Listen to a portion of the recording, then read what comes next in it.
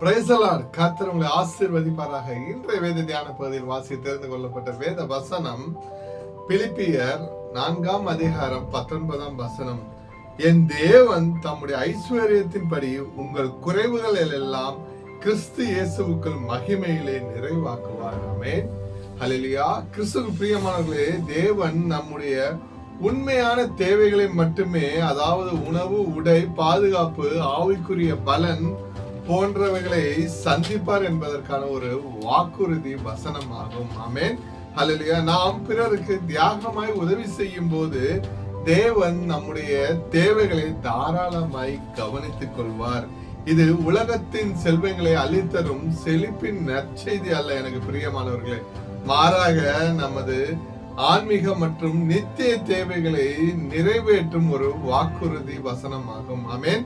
நாம் தேவனுடைய காரியங்களுக்காகவும் பிறருடைய தேவைகளுக்காகவும் தாராள மனதோடு கொடுக்கும் போது நம்முடைய வாழ்க்கையில் ஏற்படும் எந்த ஒரு குறைவையும் அல்லது பற்றாக்குறையையும் நினைத்து நாம் கவலைப்பட தேவையில்லை. நம்மை படைத்த தேவன் நம்முடைய எல்லா குறைகளையும் சரியான நேரத்தில் தகுந்த வழியில் நிறைவாக்கி வழி நடத்த வல்லவராய் இருக்கிறார். நம்மை அழைத்த தேவன் உண்மை உள்ளவர். கர்த்தராகிய இயேசு கிறிஸ்துவின் கிருபை உங்கள் அனைவரோடு கூட இருப்பதாக. ஆமென்.